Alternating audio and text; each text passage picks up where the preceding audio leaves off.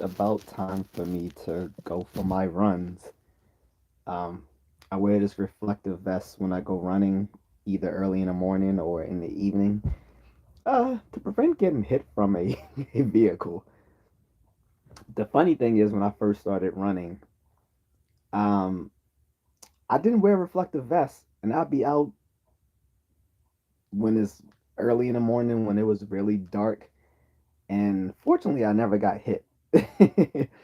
But anyway, that's not why I'm talking on this live stream today. I wanted to go over something very controversial right now. So we see right now there are college protests all over the country about uh, the Israel-Hamas war. Some people call it the Israel-Gaza war. And the reason why there's a generational divide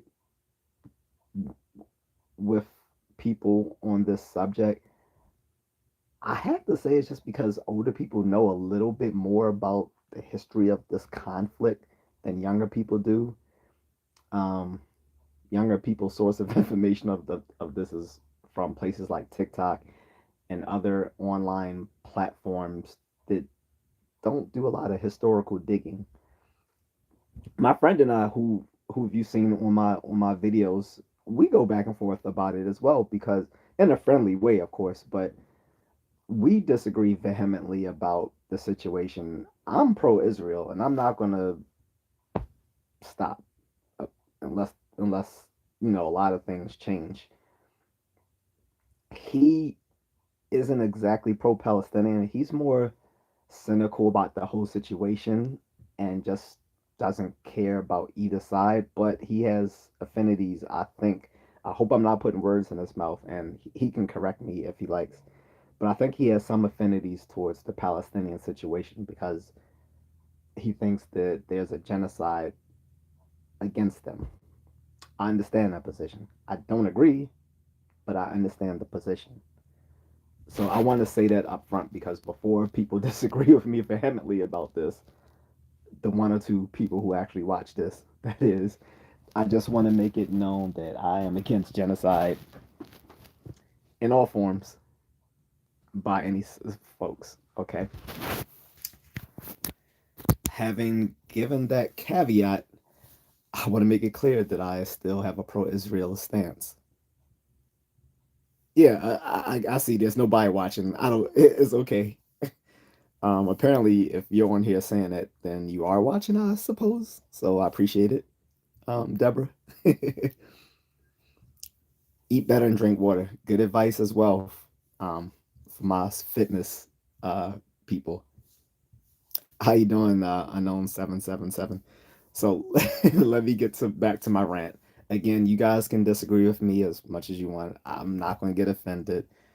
I don't try to offend anyone as well, but I'm just going to state facts as I know them. And if I'm incorrect, people can correct me.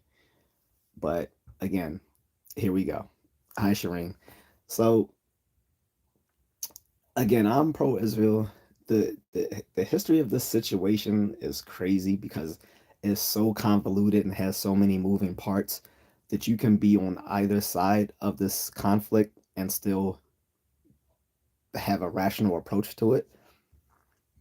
Um, Here's my go at it. Okay, so a lot of people try to separate anti-Semitism from anti-Zionism, but they it's hard to do so because they are not they are not mutually exclusive. Okay, they're not mutually inclusive either. But if we were to form a Venn diagram of Zionism right here, okay, and well, let's say anti-Zionism here and anti-Semitism here, there would be an overlapping part, right? Um, because a lot of people get Zionism wrong. I'm in favor of it as well. Some of our heroes, Dr. Martin Luther King Jr. was in favor of Zionism. If you don't believe me, You can definitely look it up for yourselves. I always encourage people to fact check anything I say on here. Not just me, but you should fact check anything you see online. Okay. We have the tools, and like Zedamore said on Ghostbusters, we got the tools, we got the talent. Okay. But no, seriously. So Zionism was a movement that grew out of 19th century Europe for displaced Jewish folks who thought that um, Palestine should a portion of Palestine rather should be returned to Jews for their as a portion of as a part of their homeland that roughly corresponds to the historical land of Israel. And this grew out of the anti-Semitism in Central and Eastern Europe in the 19th century. So that's kind of well founded because as they were displaced, there was no place for Jews at the time. They they were like the Romani people, or better known as Gypsies, but Gypsy is a slur, so don't call Romy or Romani people Gypsies. But they really had no place of their own, and throughout the uh, Jewish diaspora, they have met anti-Semitism, especially as the roles they've played in other countries has been, the middleman and sort of mercantile exchanges, and we see this sort of thing even going back to the Shakespearean plays with the Merchant in Venice. Uh, the Merchant in Venice is basically what Gargamel looks like in the Smurfs. That's what Gargamel was based on. He was basically like the a cartoonish depiction of the Merchant in Venice.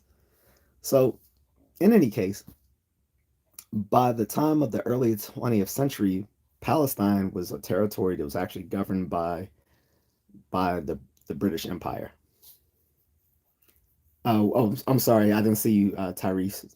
Um, Big shout out. Okay, uh, thank you for watching. Um, and Crispy's Seder03, thank you as well. So yeah, so that was the original Zionist movement. It was to summarize again, it was a movement by Jews out of Central and Eastern Europe in the 19th century to go back to the Middle East, to Palestine, and have a modern day Israel carved out of Palestine. And at that time, Palestine was not a sovereign country, it was a territory ruled by the British Empire. After the culmination of all the horrific events of World War II, the British Empire did just that and carved out a part of Palestine and made it modern day Israel. In accordance, and this I think was done in um, in in correspondence to with the League of Nations, which became the United Nations. As soon as modern day Israel was established in 1948, there was an immediate war by all the neighboring countries. Every neighboring country put set upon them with war, lost, but there were several of them, several of this Israeli Arab wars by their neighbors. One of the biggest ones being like Egypt and so forth. And with each war, Israel grew bigger because it took territory from these folks that were warring against them. So that again, this was not some sovereign Palestinian state that they stole their land from. That's not how it went. To be even more clear, both historical Palestine and historical Israel had an existence since the fall of Rome. I want that to be clear. No problem, Tyrese. Thank you for watching again. OSB Pro, thanks for watching. Eric saying, yeah. So imagine you, as soon as you set up a set up a nation, all your neighbors just go to war with you. That's crazy.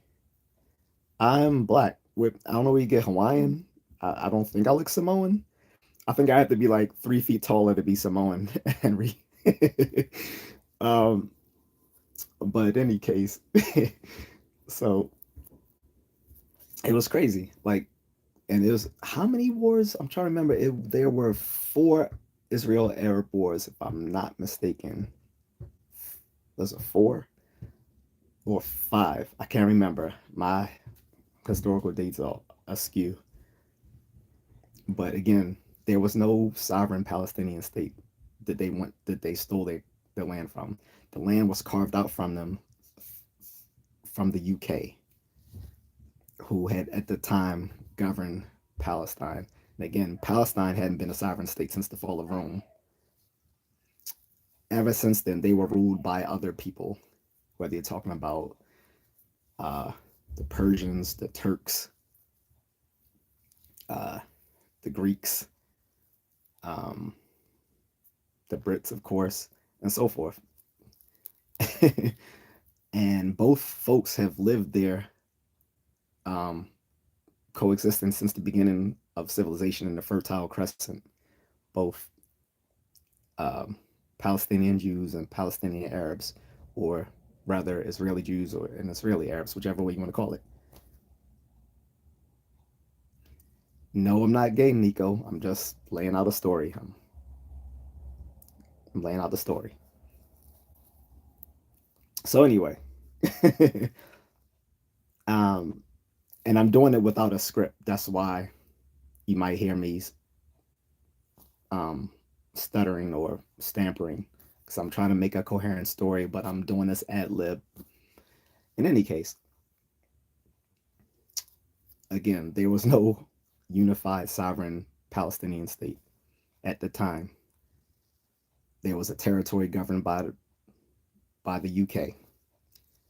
After the events of World War II, the UK and the League of Nations carved out this part of Palestine and made it modern day Israel. As soon as they did, they were set upon with war by all their neighboring countries in 4 or 5 different Israeli Arab wars. At the time of the third Israel Arab war, Gaza was still owned by Egypt. Again, it was not part of some sovereign Palestinian state. Gaza was part of Egypt. Egypt launched the attack, which led to the third Israel Arab war in the 60s, I believe. So they lost the Gaza Strip to Israel in that third war. In the fourth war, they sought to get it back, but they lost. Let's make that clear. Again, I want to reiterate: over communication is the key. All right.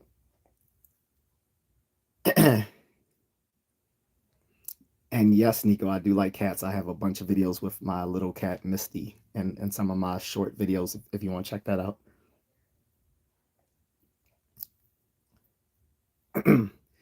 And anyway, so going back to what I was saying, so Gaza was part of Egypt. It was not a part of a Palestinian state. It was part of Egypt proper.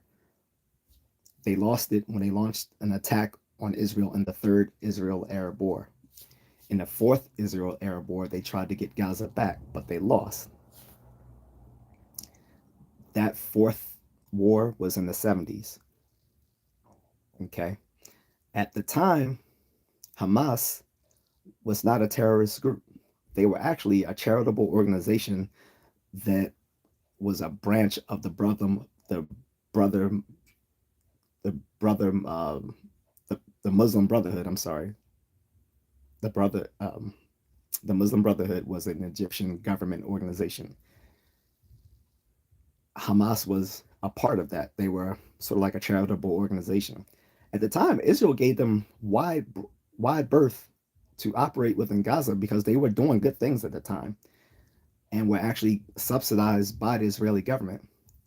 What happened was in the 80s, they were radicalized by, we believe, folks from uh, Iran and Lebanon or whatever, and became what they are now, and became part of the three infant.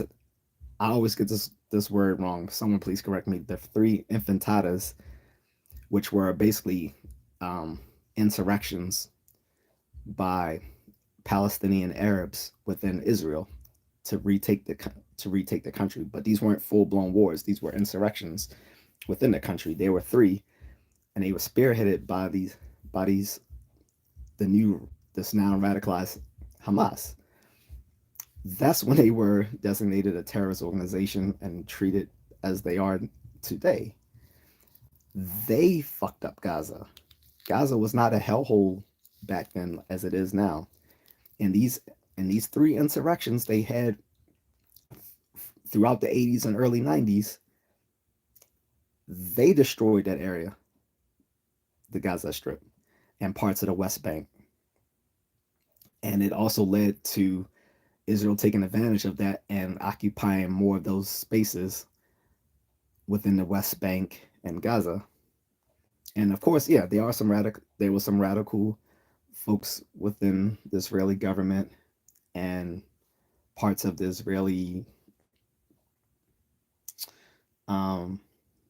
religious sect who wanted to just take all of that and just make it Israel proper. Not everyone agreed with that. And at the time, there were also talks going all the way back to the 70s to have an independent Palestine and an independent Israel. Some of these Palestinian leaders were the ones who shitted on the idea of having a separate Palestine, a separate Israel. They wanted it all, from that whole line from the river to the sea. So when we talked about, they were talking about two-state solutions since the 70s and maybe earlier than that. But again, a lot of these radicalized folks were shitting on that idea. And then there's people, to be honest, on the Israel side that shitted on the idea of a two-state solution as well.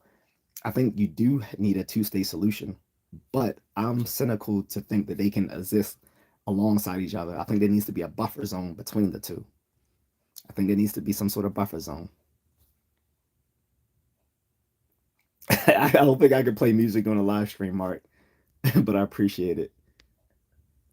Um, and so again, the Zionist movement was supported by civil rights leaders like Martin Luther King back in the early 60s. So I just want people to realize that when they try to act like Zionism is this evil thing, because I think it's given a cartoonish depiction online, because the bad thing about stuff online is that the most extreme views get the most clicks, and so they can sort of portray an extremist view of just about anything. I mean, seriously, you can literally take any view that someone has and just make it more extreme, and people will zoom in on it online, and then everyone will assume that's that view. It can be on the most banal thing, like for me, like say toy collecting. Then all of a sudden, all toy collectors are pedos who collect My Little Pony and prey on little kids. That's that's how extreme things can get online. You can go from the most banal thing of just people collecting vintage toys to that going all the way out there. What's good, Tyrone? um, in any case, so here we go. So you had some movement towards a two-state solution in the 90s. You had, I believe, what Clinton and Arafat were inking out some sort of deal, right? And that just stalled for another 30 or so years, right? We haven't moved any further. In the interim, Israel's occupied more Palestinian territory. The West Bank had become somewhat semi autonomous region with their own Palestinian uh, authority leadership. Um, and it's been, again, people on both sides working against them becoming a full sovereign state. And I disagree with these. This if people have seen some of my other videos, I said this is probably the camel that broke the. This is excuse me. This is probably the straw that broke the camel's back, figuratively speaking. When I just couldn't call myself progressive anymore because they were actually defending Hamas in the October 7th attack because they were because you had leftists and progressives and even some liberals saying that that was the only way that the Palestinians could fight back against the occupation. I'm like, no. Once you start killing innocent people, women, children, taking them hostage because of your because of some political movement, ideology, whatever, you lose all credibility for whatever you were fighting for. You literally do. And that goes for either side. But then people try to equivocate and say that Israeli defense forces are doing the same thing. That's not the same thing. And it's equivocation. Intentionally going out and murdering innocents and doing so as a byproduct of war are not the same thing. That's why we have the Geneva Conventions. Okay. Um, would you slap DJ Soccer 30?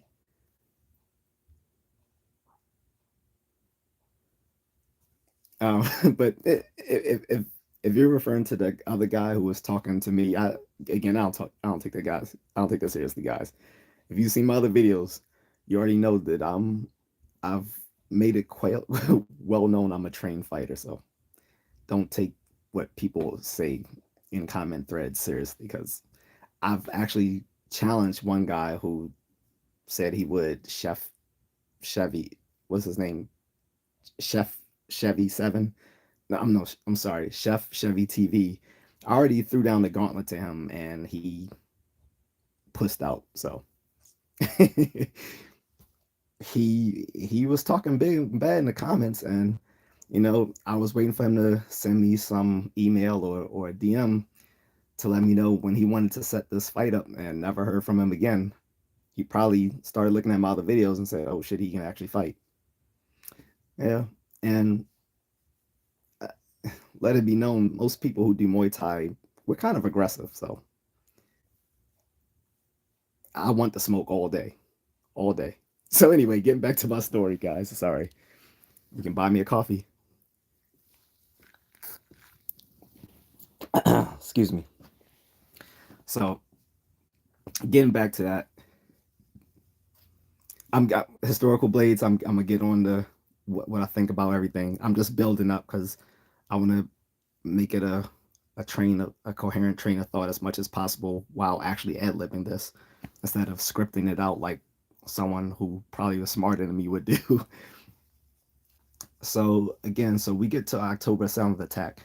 Again, this was a music festival, guys. This is like you, and if you're older, maybe your children being at Coachella and someone just comes in and just lets out mayhem, killing 1,200 people and taking hundreds of people hostages. 1,200 people. That's a lot of folks. And then kidnapping hundreds. And then when people keep saying that Israel needs to cease fire, they keep forgetting they still have those hostages, unless they've killed them all. But they still have those hostages. And like when I was disagreeing with my friend about this, I kept telling him if this was like on a personal level, I would be doing the same thing Israel's doing. Like if you came into my household, killed just about everyone in the house, and then took a few people captive, I would make war upon all of you until I get them back. There would be no ceasefire. Every every blood relative would be done until they gave them back. America would do it. America did do it when the terrorist attacks of September uh 11 to was it September 11th, 2001 happened. We went we went we tear well, I'm not gonna say use that word. We teared through the Middle East out of to avenge those attacks.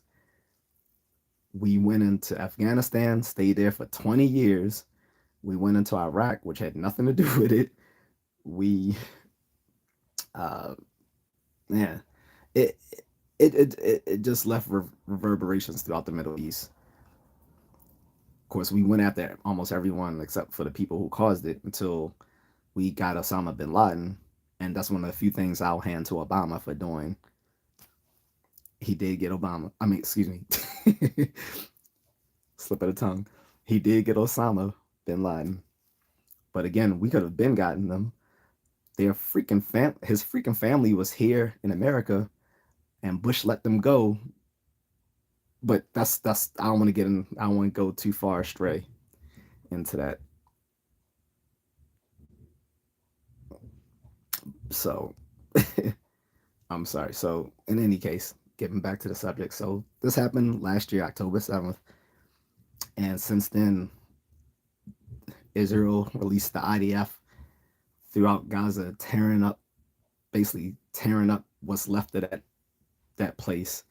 Again, it was already a shithole because of everything that's been happening in the 80s and 90s. Those three insurrections, for the word that I can't pronounce, in the Infantada or whatever it's called, where Hamas was radicalized and worked with other terrorist organizations in the efforts of an insurrection against the Israeli government, which failed, but they launched three times throughout the 80s and early 90s.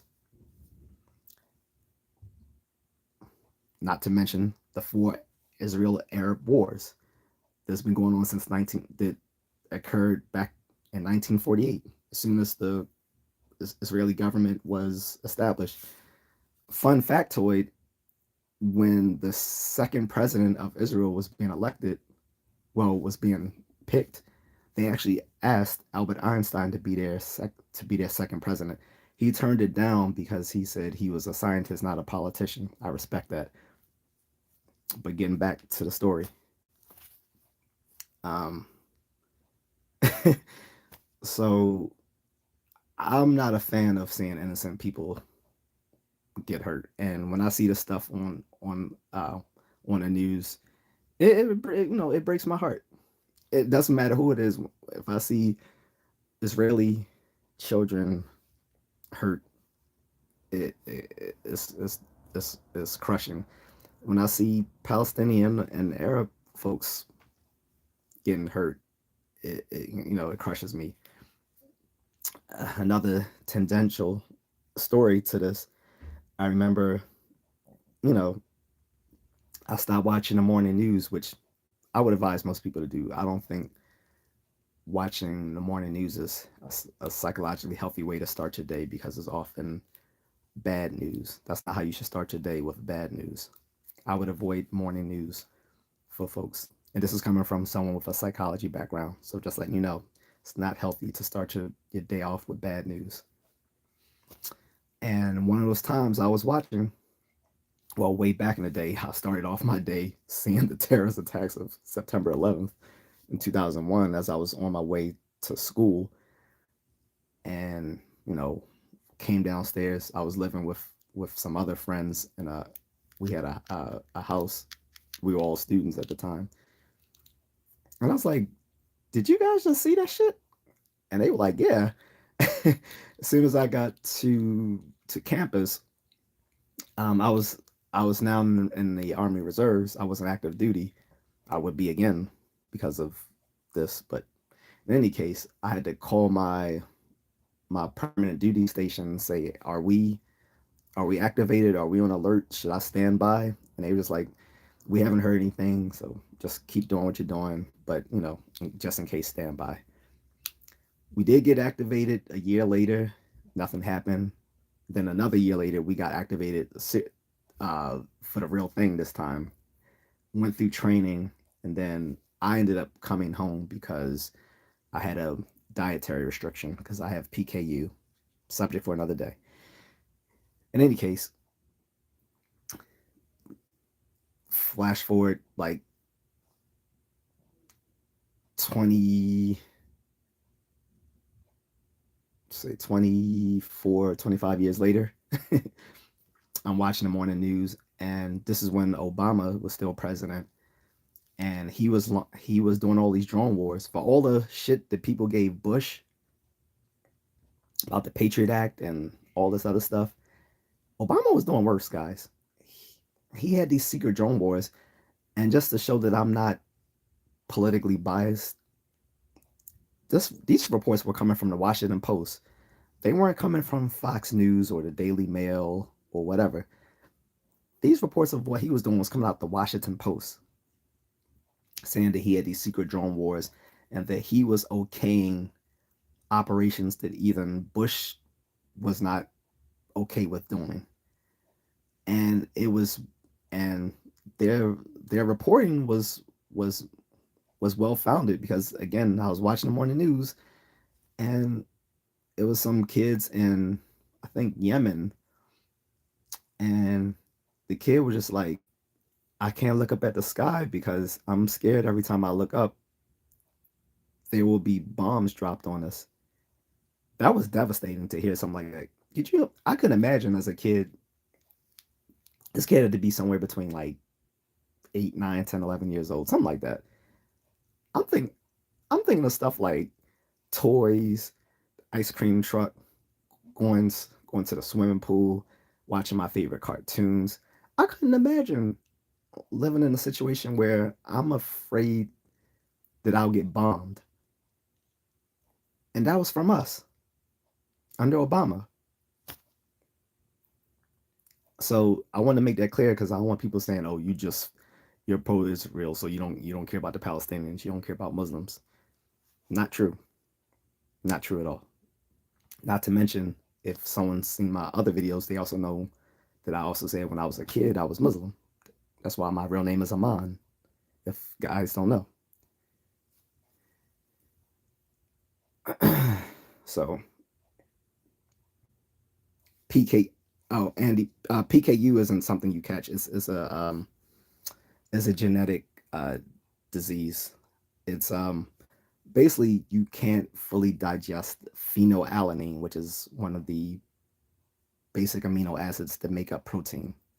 So as an infant, you have to be put on a restrictive diet because otherwise, before PKU was found in the early 70s, I think it was originally called Furling's disease, named after the researcher who discovered Furling's disease. Um, they found that these kids, if they weren't put on these restrictive diets, restricting dietary phenylalanine in their food supply, they would grow up to have severe mental retardation. But it took maybe up until the early 2000s to realize that even kids who were put on dietary restrictions later on in life still had to be on some sort of medical diet depending on how severe the PKU they had. So again, I might talk about that in a separate video, but PKU is not something you catch. It's a genetic disease, and it's actually pretty rare in Black people. It's more common in white European and I believe indigenous people. So got that from my father's. Well, actually, no, I got it from both sides of my family because the way it works, both parents have to be a carrier of the disease, which means there's a 1 in 4 chance of getting it. So if you say you're one of 4 siblings, one of you will catch it if both parents are a carrier. And it's something they test for every newborn. It's called PKU stands for phenylketonuria. Okay. Do I think the media skews information to fit their own agenda? Absolutely. It's called news management. It's done both by corporate um, uh, on the behalf of corporate business and as well as government agencies. News management is not new. It's, managing news is probably as old as people um, doing the news itself. But that's why you should never get your news from only one source, because getting it from only one source means you only get a little speck of truth. To get a better scope of what's really going on, you need to get your news from an array of sources. That's why I can watch the Young Turks or The Hill, then also read something like the Washington Post, then also watch Fox News, then also watch something like Blaze TV or the Daily Wire, or then read the New York Times. So I get it from all these sources. So I can cover everything that the other ones won't do. All right. So oh, and matter of fact, going back to the PKU, it again is rare, and two, until the 70s, it wasn't caught. So a lot of people suffered and with severe mental retardation. In one of my philosophy classes, I actually took a philosophy of biology class. The lady was so astounded by it that she used me as a case study for her course, and she was like, and philosophy is one of those really heady majors where you actually have to know how to think. So it was kind of astounding to know someone who suffered from PKU could actually be a philosophy major. So she was like, yeah. So she talked about PKU and said, and in our department we have a guy with PKU taking philosophy. I was actually in I was a triple major, so philosophy, psychology, and linguistics, uh, biopsychology to be specific. Andy, I was in the army. Um, you said what am I talking about? Again, I'm talking about PKU if that's what you're asking me. So anyway, getting back to the subject, let me try to regain my train of thought here. So but again, that was why I had a dietary restriction on me when I was mobilized for deployment to the Middle East back in the early 2000s. And like I said, that was the first time I realized I shouldn't be watching the morning news. But again, 20 plus odd years later, I realized that again when I saw this kid talking about how scared he was to look up at the sky because he felt like bombs would drop on him because of the drone wars that Obama was doing and secretly in places like Yemen and Somalia. Uh, but also, that wasn't what broke me. It was either in the same segment or in a segment the following day that I watched in the morning news, which did it when this guy was cradling the dead body of his child, saying that they just dropped this bomb and my kid is gone. He was crying. That that hurt me so much seeing that. I was like, I'm not watching morning news again. I can't start my day out like this because I'm on my way to work. I can't do this. Like it's bad enough having to commute through Baltimore City, and people who watch my videos know how much I hate Baltimore. It's bad enough having to deal with these little junkies and other assholes in Baltimore on my way to work without having to think about what's happening to people overseas with our tax dollars. All right, so I'm establishing that to say that I'm not biased in how I care about the lives of one over the other. I care about them all, but I am pro-Israel. That's that was the whole point of that rant. Any case, so where I'm at now is I don't believe in a ceasefire. I think they need to finish up where they're doing and get it done because they're close to getting it done. But if they stop, every everything they work towards this whole year will be completely undone. And here's the thing: there are Muslim countries who are neighbors who explicitly told Israel to not do a ceasefire. So people are saying this is just anti, Islamophobia and all that sort of stuff. No, it's other Islamic countries telling Israel behind the scenes, don't do a ceasefire. In fact, we know this the case because these are the same countries that supported Israel when Iran fired on them last week. They all backed Israel. all these neighboring countries of Israel backed Israel over Iran during that missile fire last week, and they backed them to retaliate against them as well. So that's where we're at. So again, I don't believe in the ceasefire until they release those hostages, because people keep saying, "Well, they need to ceasefire." Release the hostages. Then you can talk about ceasefire again. If you had kidnapped my family or whatever, I'm not stopping till you give them back. that's that's that's what it is. And people saying they're committing genocide and this and that. Look, uh, obviously some of this has gone way too far, and the Israeli government is far right winged. But again, looking at what's been going on with them in that part of the world, why wouldn't they be right wing? If as soon as you establish your government,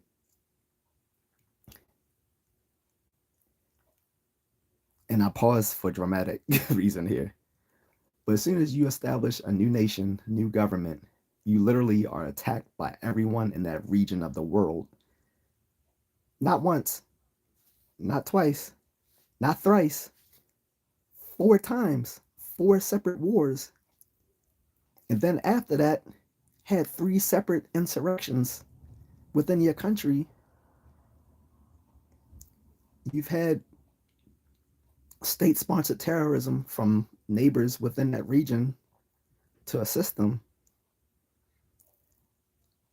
You would be radicalized too. You would be probably more right wing. It's sort of like growing up here in America. Like most people, you know, who have a heart start off kind of left, liberal or lefty in their youth, and then they become more conservative as they get older, because they've seen more, they've witnessed more, and they realize that some of these leftist ideals don't work in real life. It's the same thing, just on a macro scale. That's why, again, I don't agree with their right wing government, but I understand why they're right wing, because of the history of constant war. Just And they're not warred on because of their politics. They're not warred on because of the things they're doing overseas or anything like that. They were warred on simply for existing. They have one homeland, one and only one homeland, and you're saying they can't have that. But 50 there's 50 Muslim countries across the world, most of them being in that region. So to say that Palestinians have no country, have nowhere, that's BS. There's 50 Muslim countries, or over 50 Muslim countries, most of them within that region of the world. And here's another thing: a lot of these countries don't allow Palestinian Arabs in. Gee, I wonder why. Could it be all these insurrections they led? Hmm.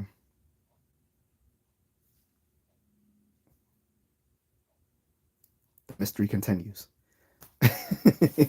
But yeah, there's like I said, there's 50 or more Muslim countries across the world, and over over 40 of them right there in that region of the world.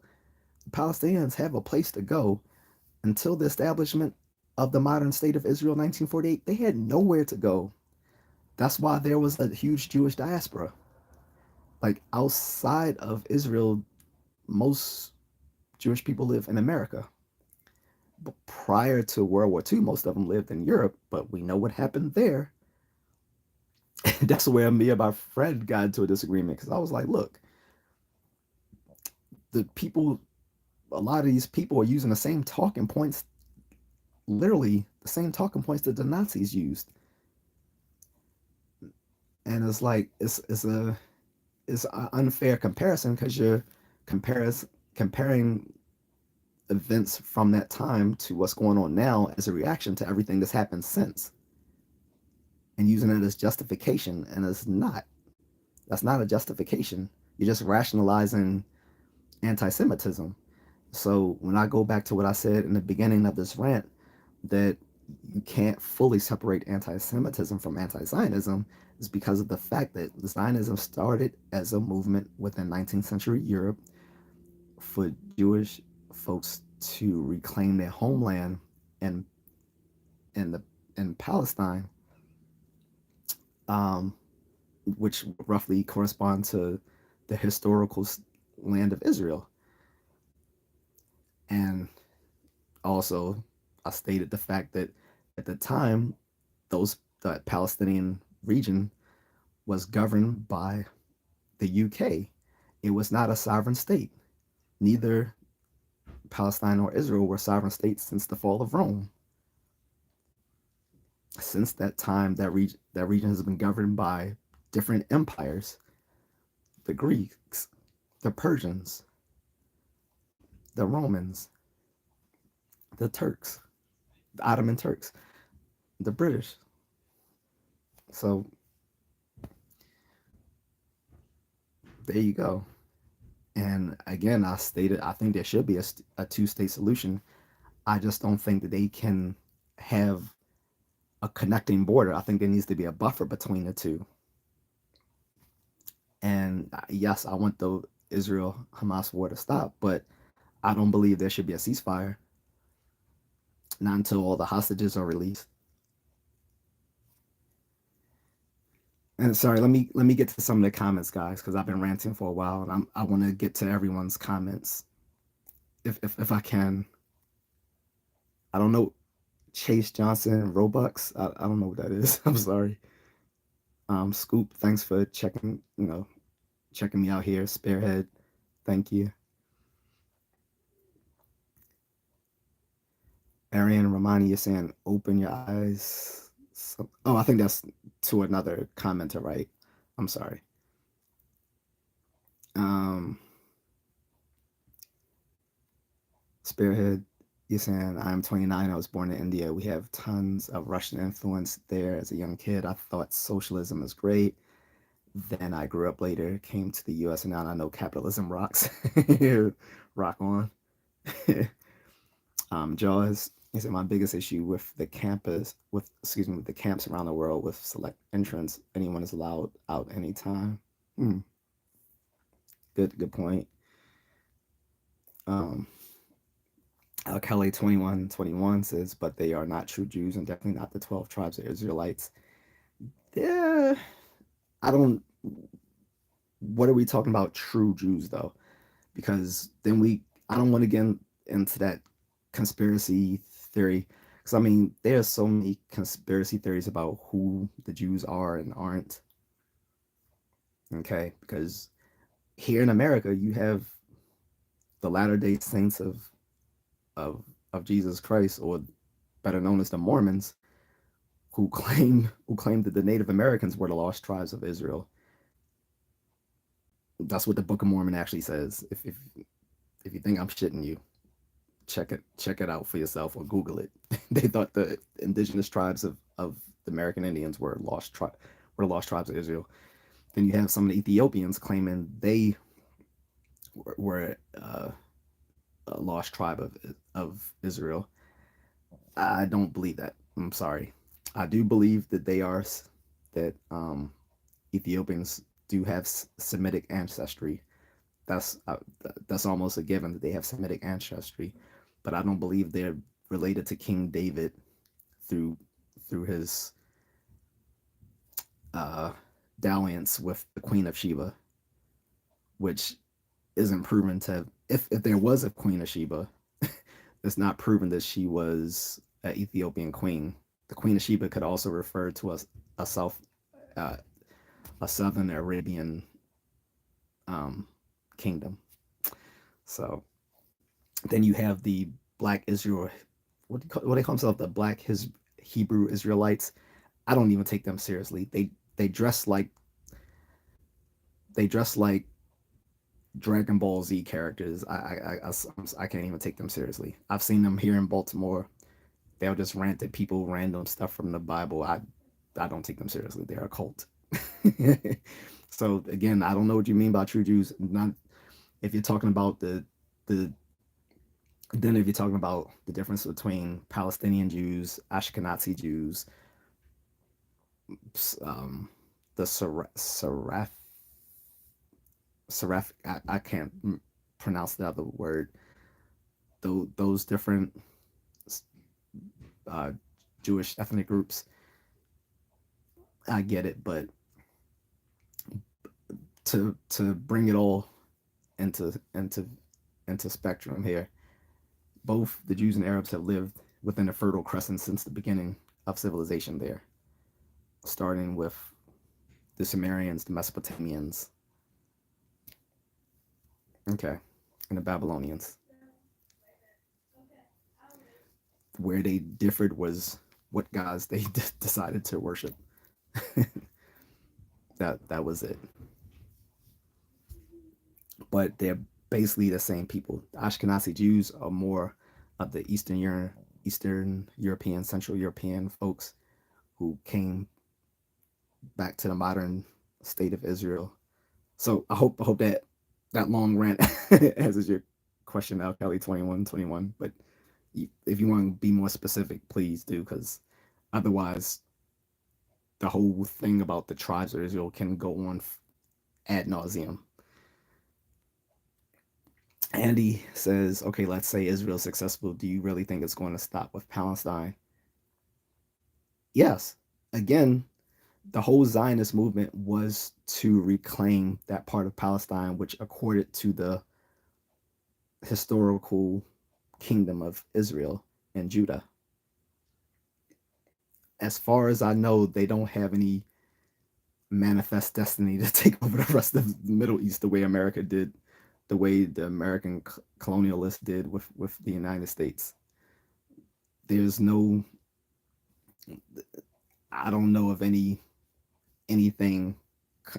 coming out of the Israeli government or any of the ideologies thereof that says they wanted to occupy all of the Middle East or even most of the Middle East. Just what they considered the historical land of Israel, which is, from what I believe, a slither smaller than Palestine. So um, I don't think it's going to be.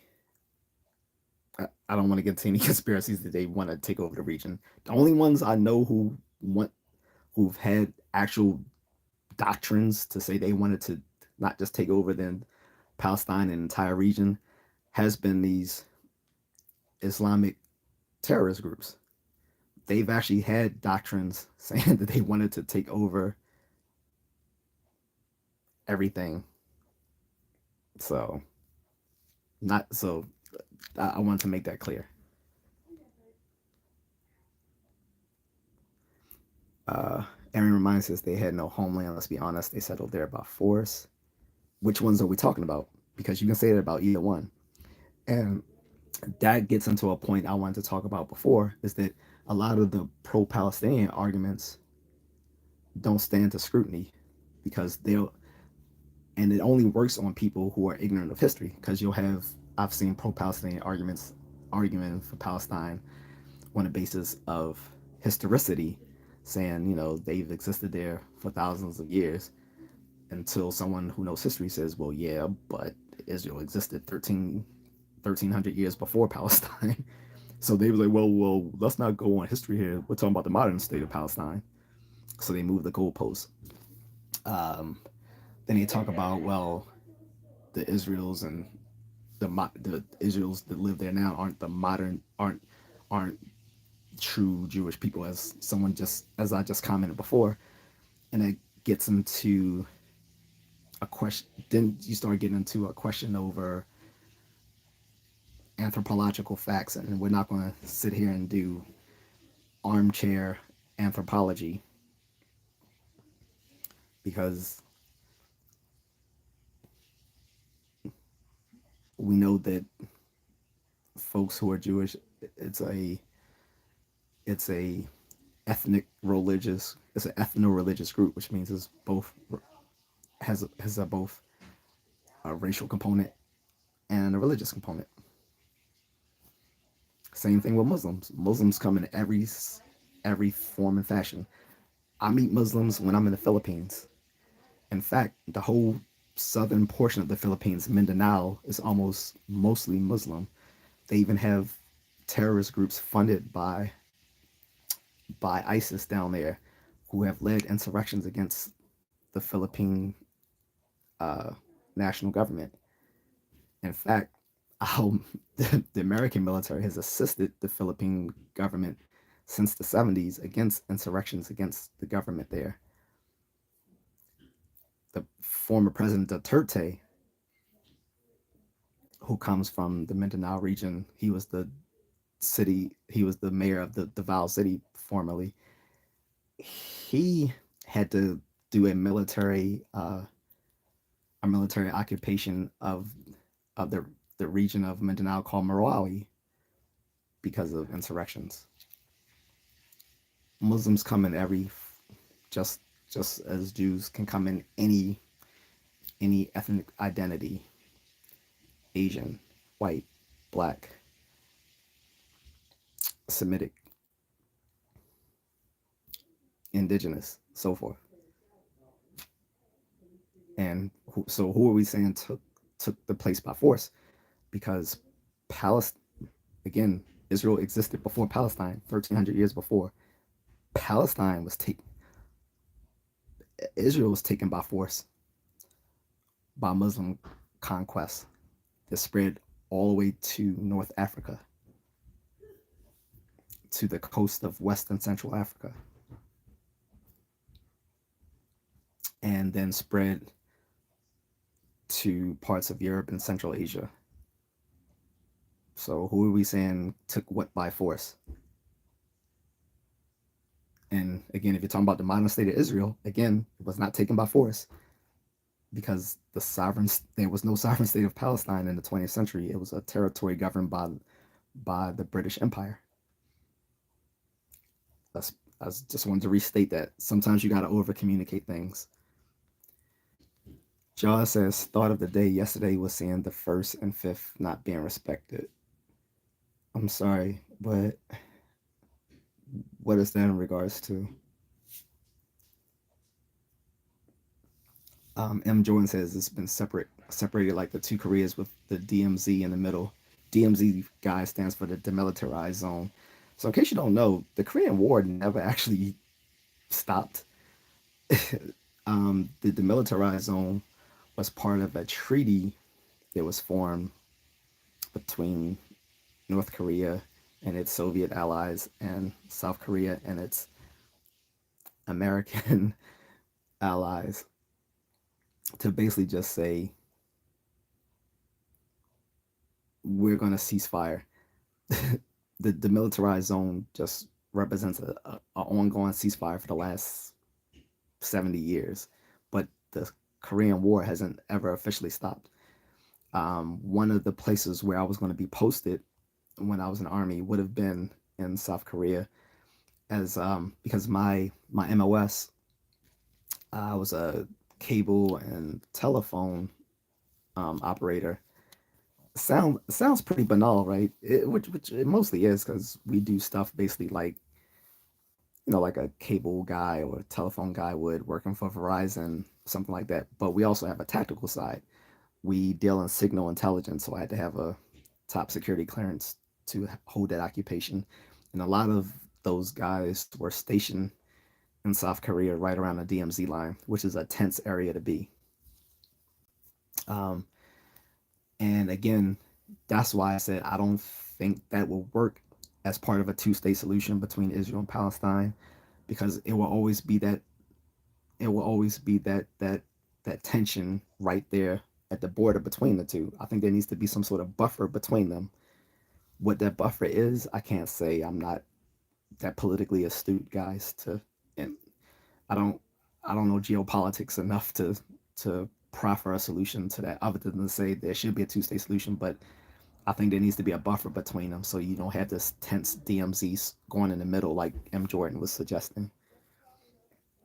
Sukin Hajra said the Palestinian occupation has been inhumane to that population in a way that transcends all the threats of terrorism against Israel. They have been systematically crushed as a people. I agree with some parts of that. Again, Israel has been far right wing for a long time as a result of constant warfare against their neighbors. And have they overreacted? Probably so. But again, I don't believe in a ceasefire because they're still holding them hostages from October 7th from that music festival.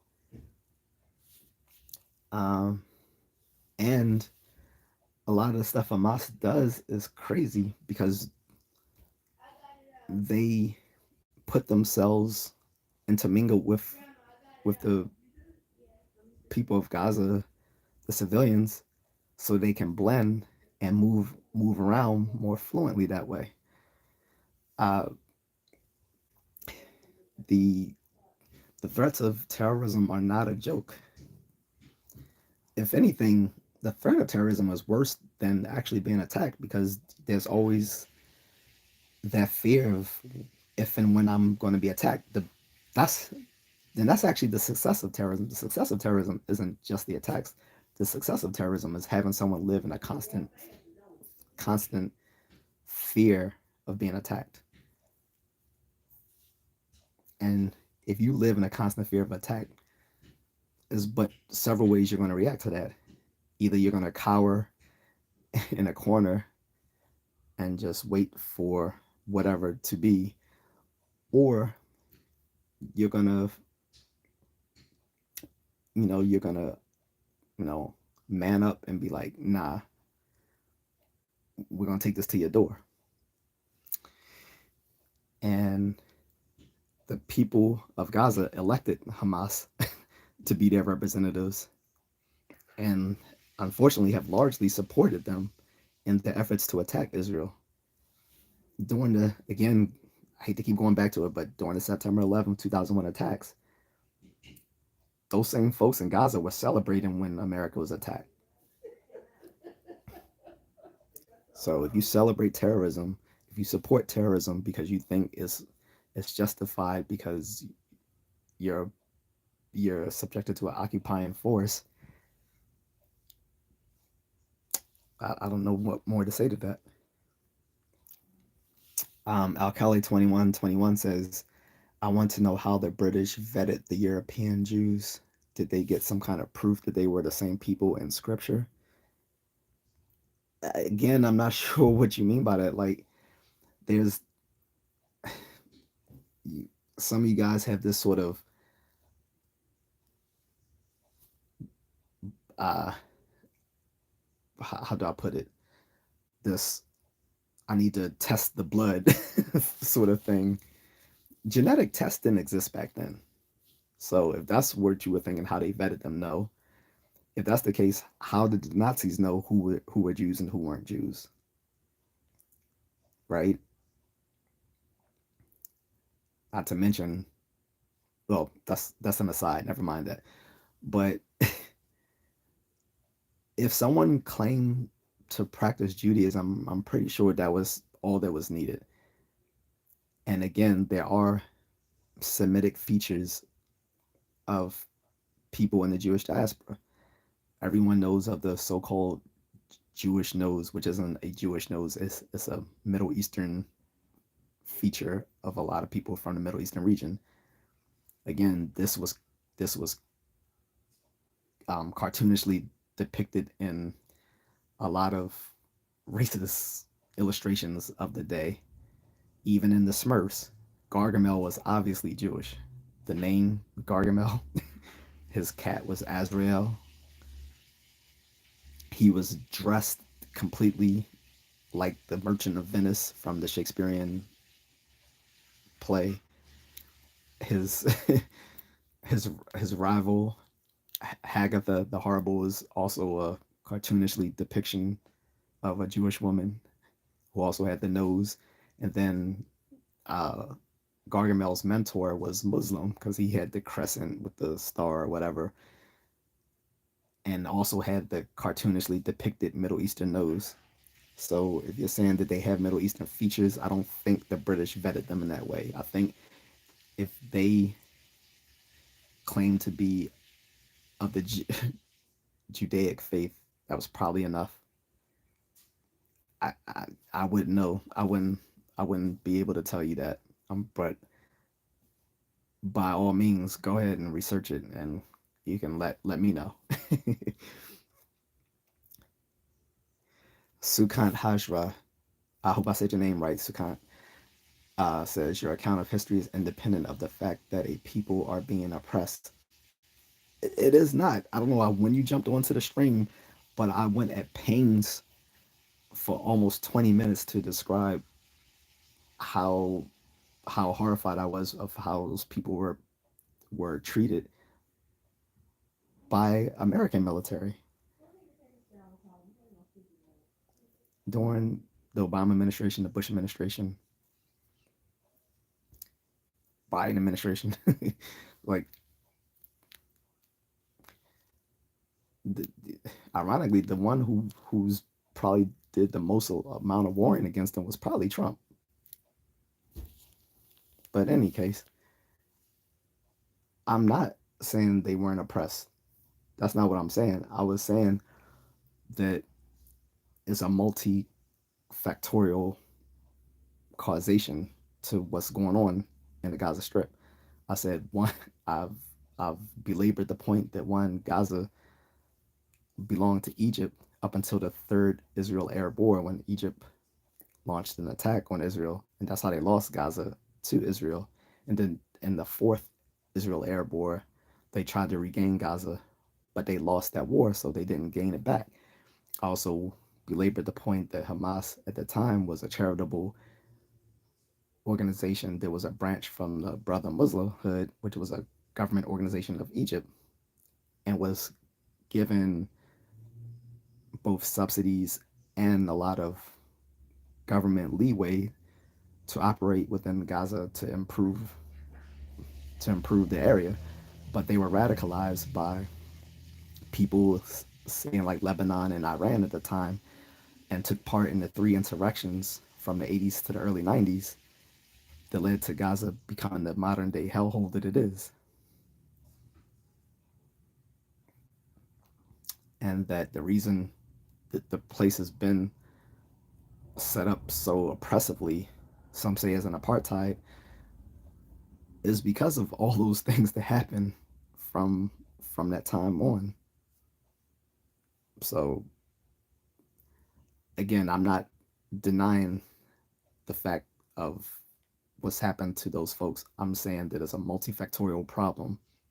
So I don't. OSOOSOO said all the real Jews are in the South Beach, homie. I don't know about that. Just because every New York Jew likes to move, and New Jersey Jew likes to move down to Florida when they retire, does not mean that's all Jews. But that's funny. Sparehead says, but there are some Ethiopians with Ashkenazi blood. No, I did say that. I said there are definitely Ethiopians with Semitic ancestry. What I was countering though was the other person was saying that we're not talking about the true 12 tribes of Israel, and I was saying that gets into conspiracy territory, and I didn't want to get into that, but I kind of took apart like the different factions that people say are and aren't Jews, and I was saying Ethiopians claim to be truer Jews than others by some line of children that were had from King David and Queen Bathsheba is a matter of historical myth. But yeah, they definitely have Semitic ancestry. I've never denied that. I mean, you can look at them and know that they, have Semitic ancestry. John says, "Wait, what population is being oppressed in your independent opinion?" Which is what I was asking the other guy, right? So, um, I'm I'm guessing he was referring to to the folks in Gaza and the Palestinians in general. And I was saying I'll agree to some of that, but I would say that they had a hand in that themselves from supporting insurrections and other things which kind of destroyed the Gaza Strip, in the last 30 or 40 years. Arian Ramani says, I'm not on anyone's side, but let's face the truth that just like what happened with indigenous people of America, they took Palestinians' land by force. I thought I dispelled it already. They didn't take it by force because, again, there was no sovereign state of Palestine in the 20th century. It was part of the British Empire. Now, if you want to say the British Empire took it by force, okay, but the Jews didn't. How would they have done that? They had no army, they had no government until they established the modern state of Israel. They didn't take the Palestinian land by force. If you want to argue the British did it, fine, but that's not what the Jews did. That's not what the Americans did. That's not what the League of Nations did. Um, and that's not at all analogous to the indigenous people of America. It's I it's just not the same. Kelly 2121 says you can't be white and be an Israelite. Igbo people in Nigeria are from Gad. You have a lot of homework to do. That's not that's not all analogous. You're talking about the Igbo people of Nigeria to Israelites. Again, if you're talking about the people who lived in that region of the world since the birth of civilization, they've always been the same people, Semitic people. Um, so if you're saying that Ashkenazi Jews aren't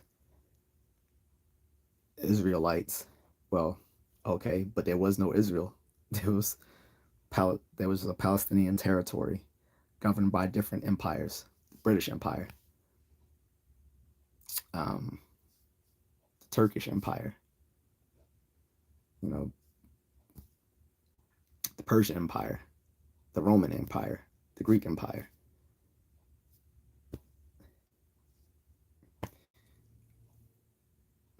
And then before that, like the Babylonians. I think people have a skewed version of history. Not to mention, and I wasn't going to say this, but I might as well say this as well. There's no one Palestinian group. Those are all different factions of people who refer to themselves as Palestinians, who, if not, who have not had the the Israeli government to fight after, they will probably be infighting amongst themselves. I just want to say that, but that's not at all like analogous to the Igbo people in Nigeria. I'm sorry. Sukant Hajra says Israel won a war and Palestine is the spoils of that war. The historical claim is debatable without getting into religious claims. Again, that's why I said you notice throughout this rant, I did not get into biblical claims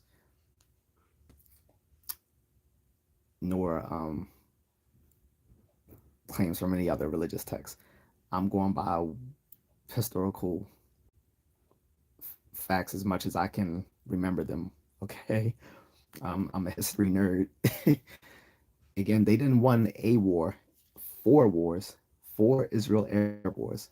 Starting in 1948, as soon as the nation was established, they were attacked by all their neighbors in their region. And it happened four times, four separate wars.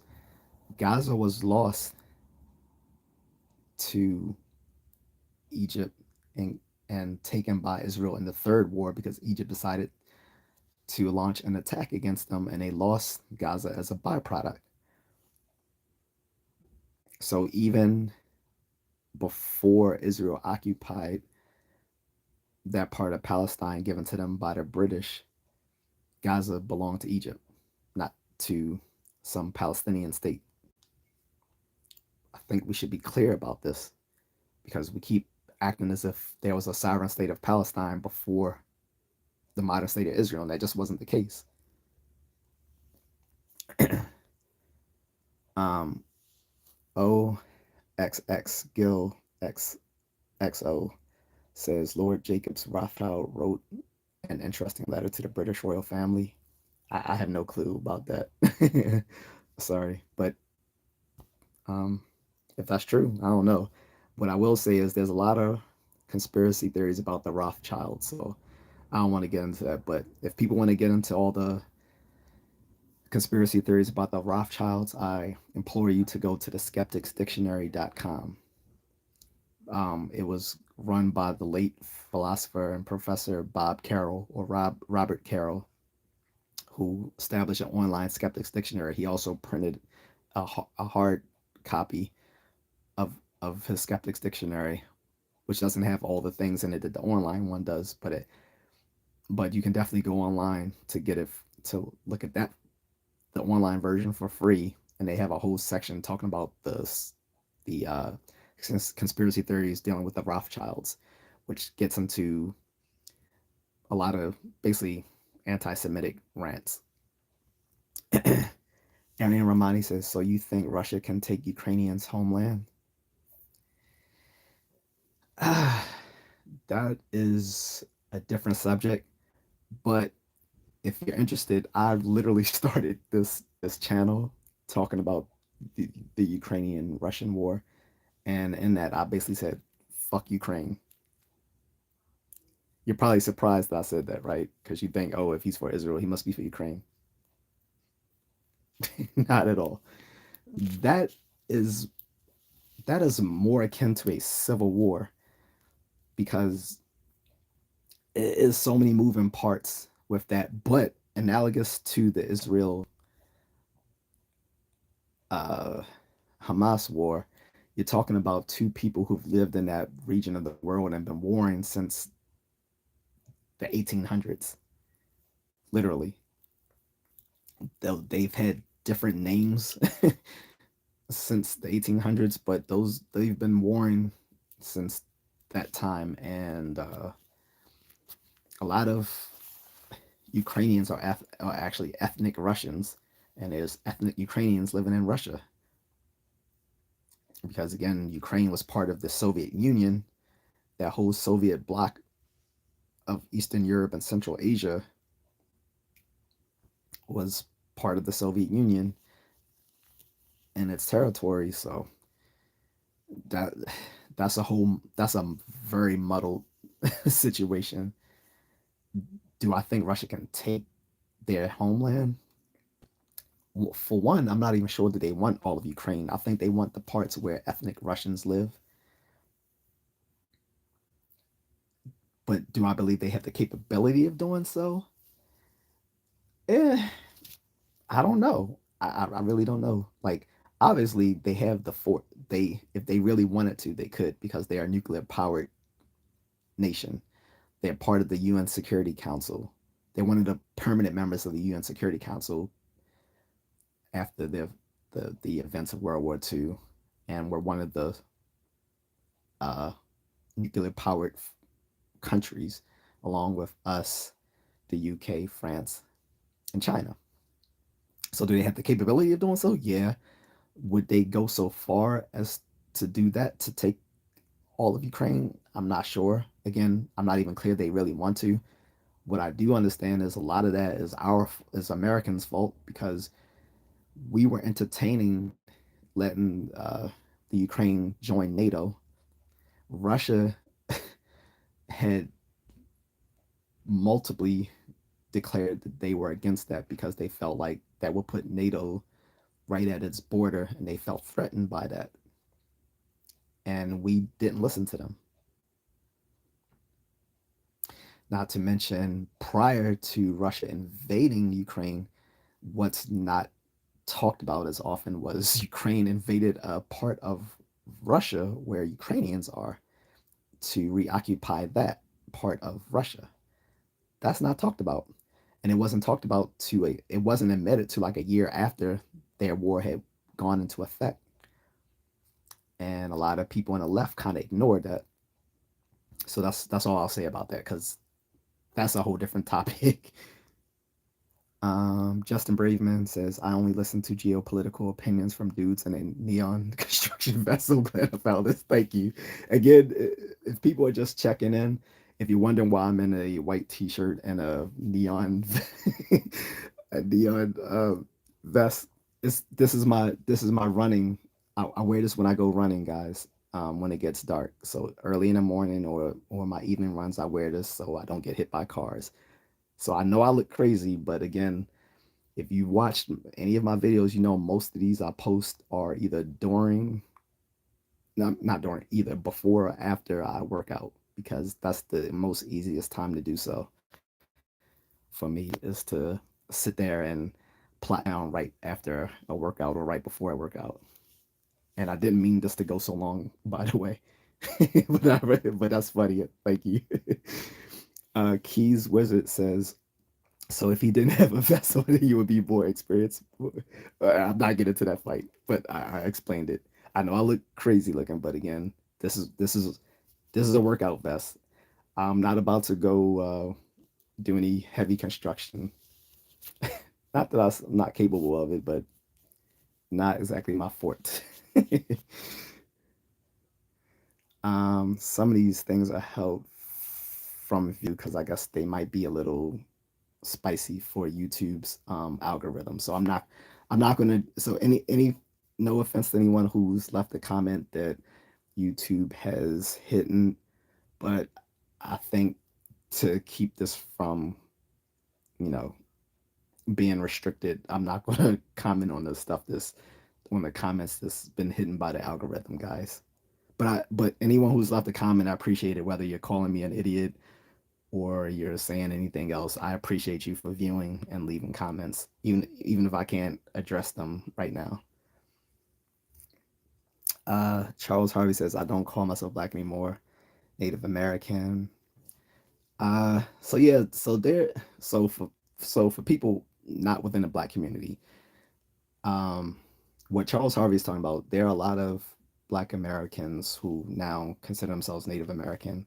For my part, I don't really agree on that because it seems since I've been little, it seems like black people have taken on some other ethnic group's identity every every decade or so. Like when I was a little kid, like in the 80s to early 90s, I remember a lot of pro blackity black and conscious woke people were calling themselves Afro Asiatic people, right?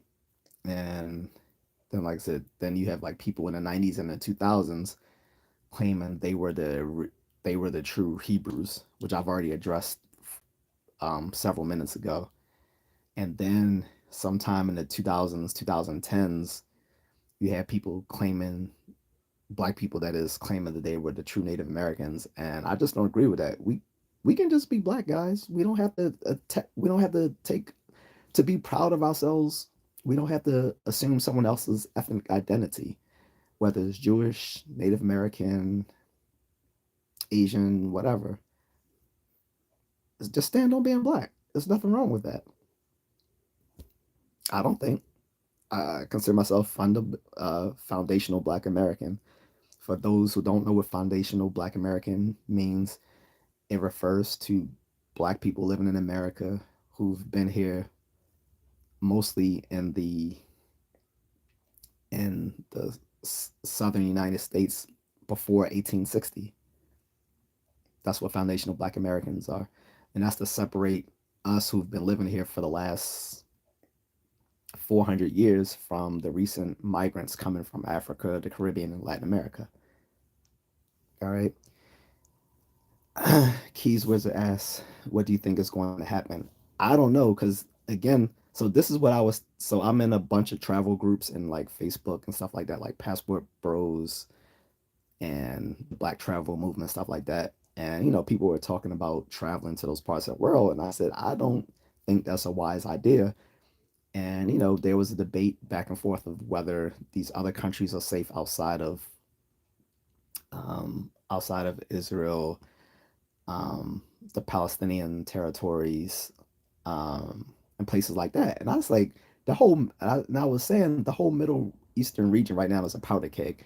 Don't think that going to Dubai is safe. Maybe right now, but I don't think in the long term, because I said it's going to be a rippling effect. I said we already see that there are many other countries involved, and this was a year ago. I said we see Syria getting into it, Lebanon getting into it, Iran getting into it, even Iraq getting into it, and it's come to fruition. Now there's an international conflict with Israel against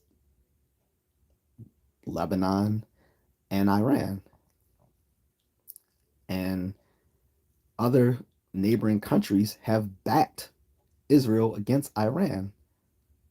Then we were dragged into it because we've been backing Israel and we've had Yemeni pirates, the Houthis, and people criticize me for getting that wrong last time. I'm sorry for saying Houthi is Houthi. I'm sorry.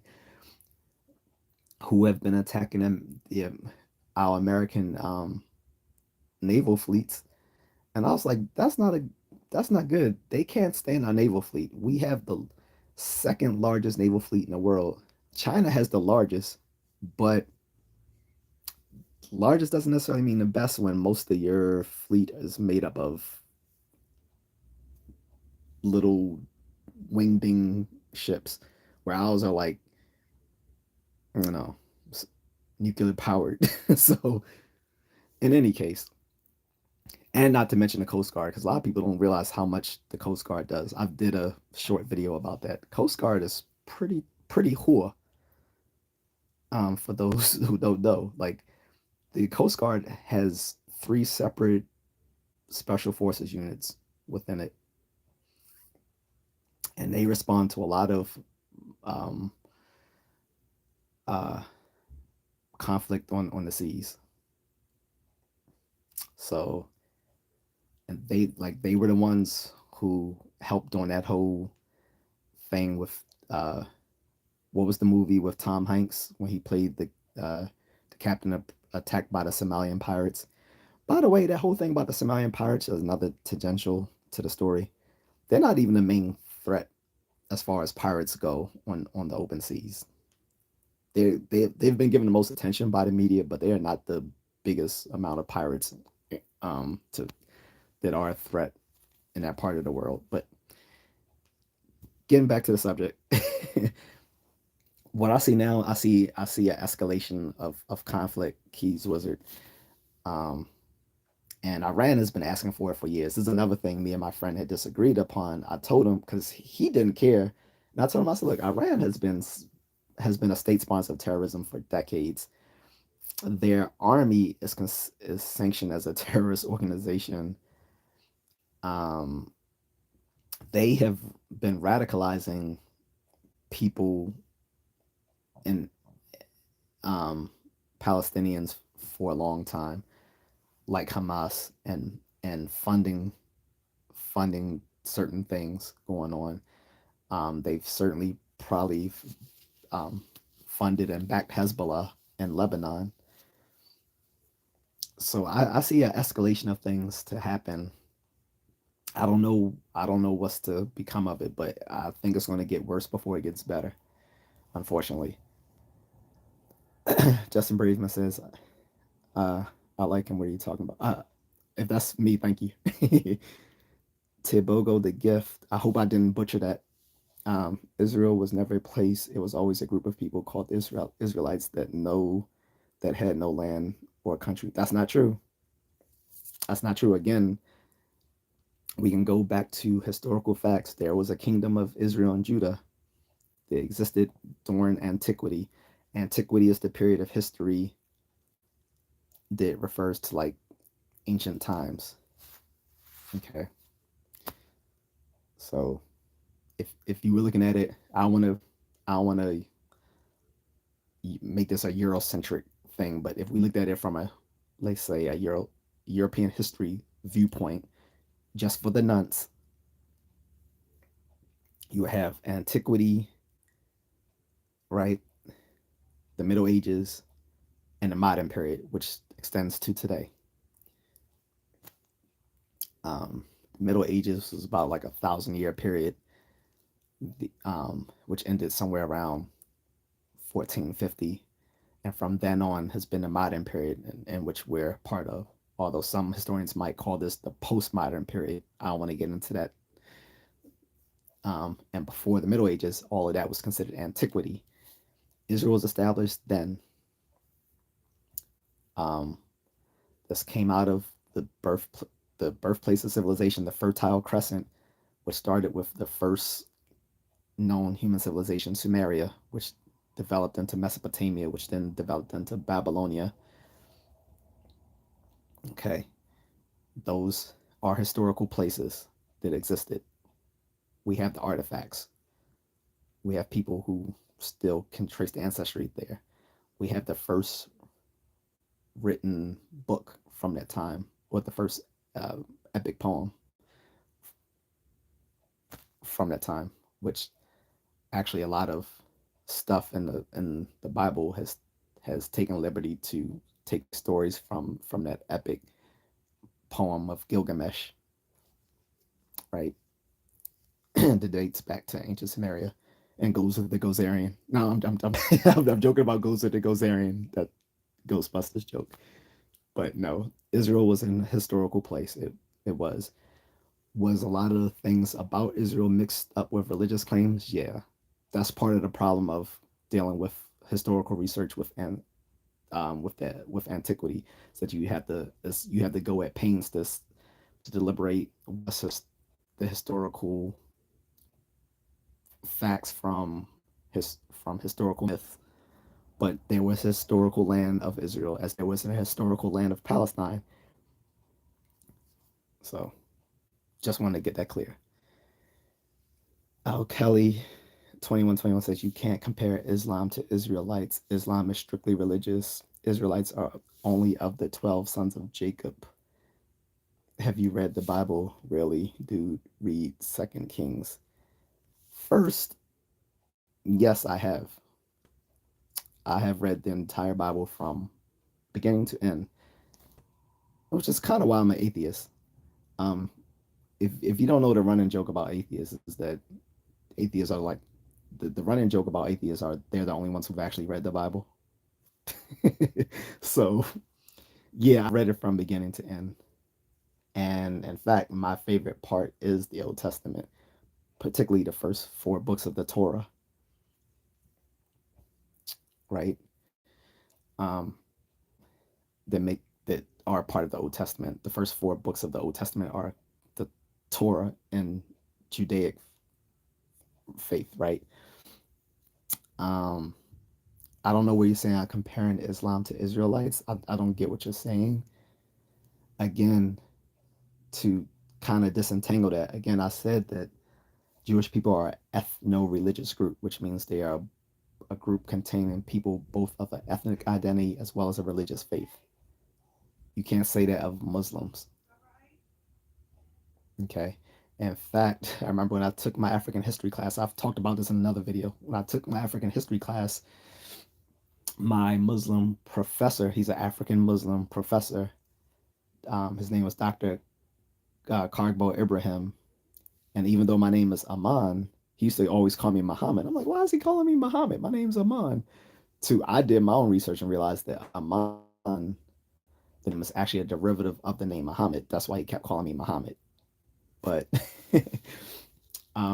this girl kept, because he was clean shaven like I am. Well, actually, I need a shave, but he was clean shaven like I am. And, um, and she was talking about cultural, like, like the cultural distinctions of people of Islamic faith.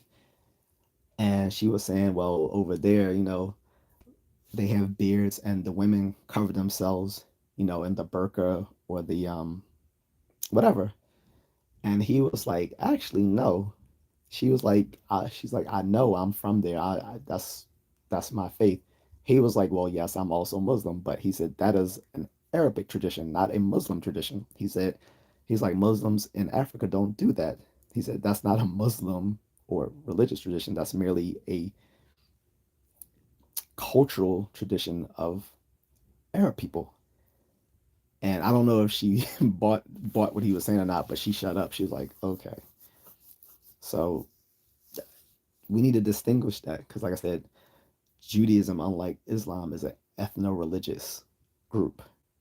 Islam is not an ethno-religious group. Again, they're Islamic people all across the globe. Like I said, everywhere I've lived or traveled, I've encountered Muslim people of of every racial identity, whether they were white, black, Asian, indigenous. Okay, like I said, when I was in living in the Philippines, and I will be living there again sooner or later. Different story, different subject.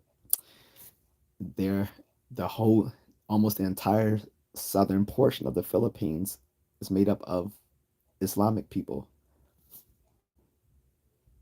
There's even a part of the Philippines at the very bottom, there's a semi autonomous region that is a Muslim theocracy. And I've been to Indonesia. Indonesia is the lar- Indonesia is an Asian country, but it's the largest Muslim country in the world per capita. It is the largest Muslim country in the world per capita, Indonesia, but it's an Asian country. So when you saying that Islam is strictly religious and Israel, I want to be clear about that. Judaism is an ethno-religious group. Islam is not. The 12 sons of Jacob, this or that. Again, we don't know if Jacob, who became Israel, was a historical figure or not, but the whole 12 sons or 12 is fake. Charles Harvey says, "What do you call yourself when you're around?" I'm not sure who you. I'm sorry, I'm not sure who you're talking about when you say I'm around them. When I'm around black people or the black Hebrew Israelites or Native American people, because I've encountered all. Like obviously, I've encountered black people, black Hebrew Israelites. I actually have a friend who is one. Actually, I didn't know that's what he was when we first hung out. I believe I first met him in one of my martial arts groups where I used to train. And we've gone to like anime and we've gone to like anime and comic book conventions together. But he never proselytized to me or my other friends. So um, and as far as Native Americans, I met them too. One of my friends in high school was Native American. I didn't even know he was Native American until like one day when we was in class, and this girl was asking, she and some other people was asking him what he was. Honestly, I thought he was Latino, like a mestizo type Latino person. But at the time, I was like, what does it matter what he is? I see his name is Desmond. That's all. That's all we need to know. But I'm not sure if he said. I think he said he was Native American at the time, but it really didn't. It really didn't come to me. Well, actually, I think he said he was half. I think his mom is white, but I didn't realize. Yeah, he is definitely Native American. Until his father gave me a ride home one day. His father was like, his father like he just came off the res. Okay, so um, anyway, I don't know who you meant by them, but I think you meant either black people, black Hebrew Israelites, or Native Americans. I'm not sure. Sean says, "Why are you gay?" Not gay, brother. I'm actually happily married to my wife. I've actually posted several videos of her. I haven't posted anything of her like with us interacting just because I don't want to put her out there like that until she's ready to do so.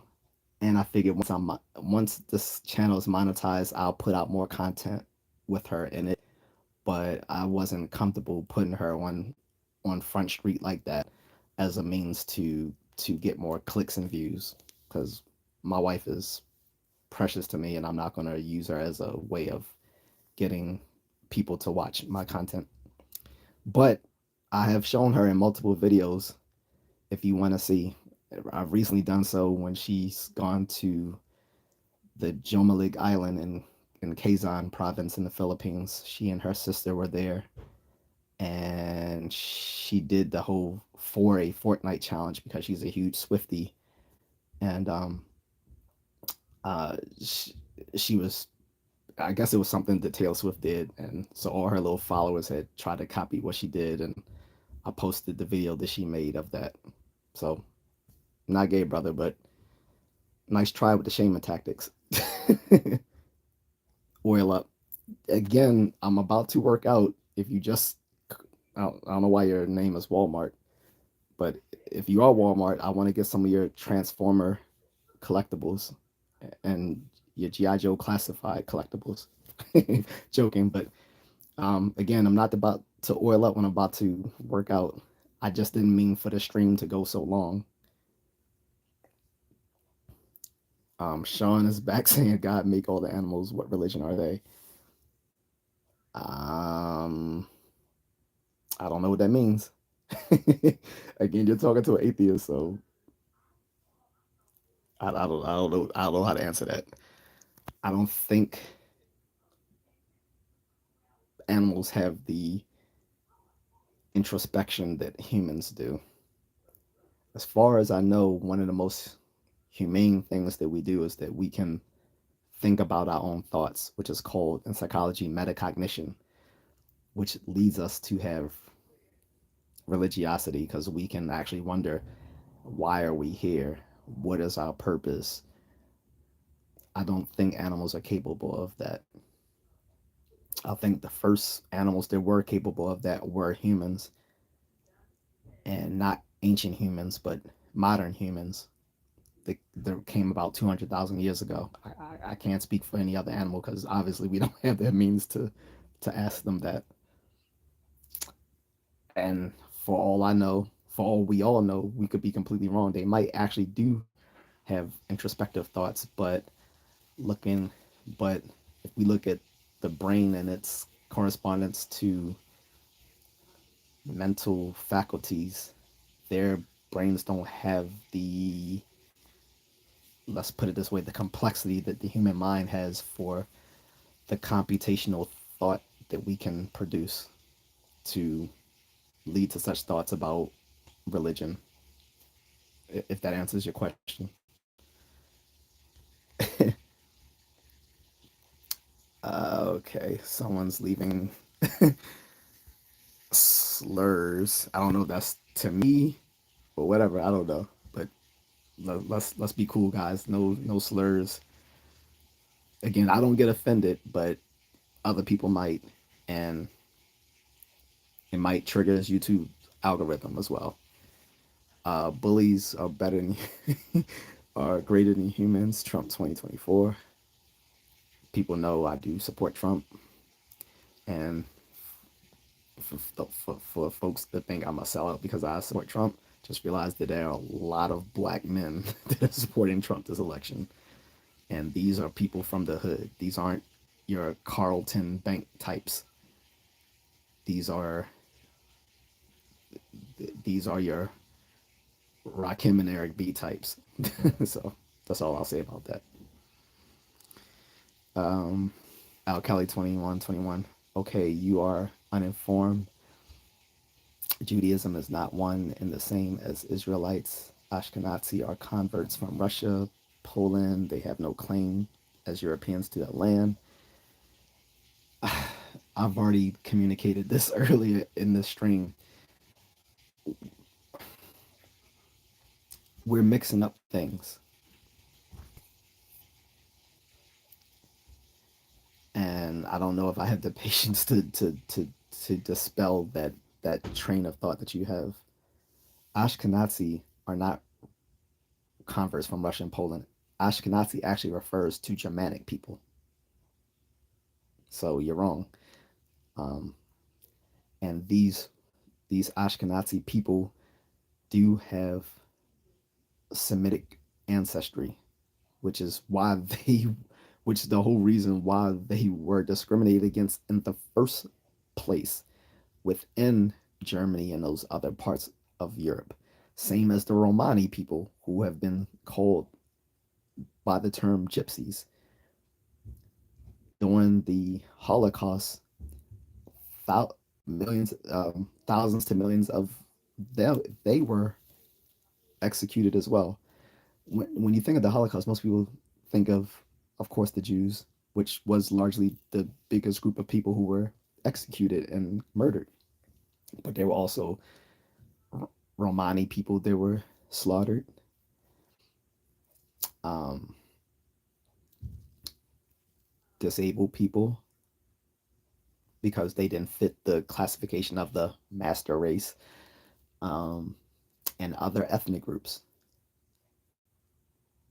So the reason they were discriminated from, discriminated against, and eventually taken to these to these prisons and torture chambers and executed were because they didn't fit the typical look of a Western European person.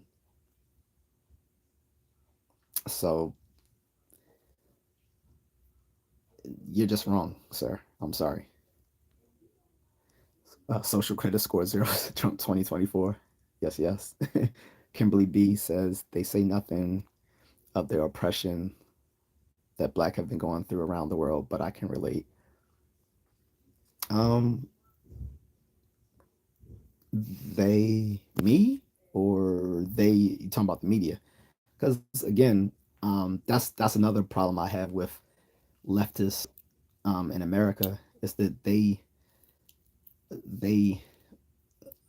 they always champion some sort of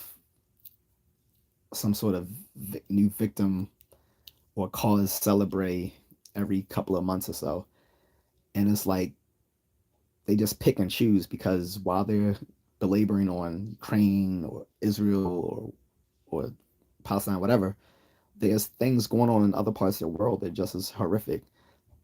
People don't talk about what's still going on in Afghanistan with the Armenians, with the people in Somalia, with the atrocities still going on in Nigeria, stuff still going on in Sudan, uh, the stuff popping off between China and India, um, the Uyghur people in China who are who are Muslim people. They're ethnic Turkish people who live within China, but Muslims turn a blind eye because China subsidizes some of these Muslim countries through their Belt and Road Initiative, or BRI, as well as some African countries. Um, and so these Muslim countries in the Middle East turn a blind eye to what's happening to the Uyghur folks who are both Muslims and ethnic Turkish people. So there's a lot of stuff going on in the world, and people just laser focus on one thing to think about because that's all they pick up in their social media apps. This is why only looking at one source of information is misinformative.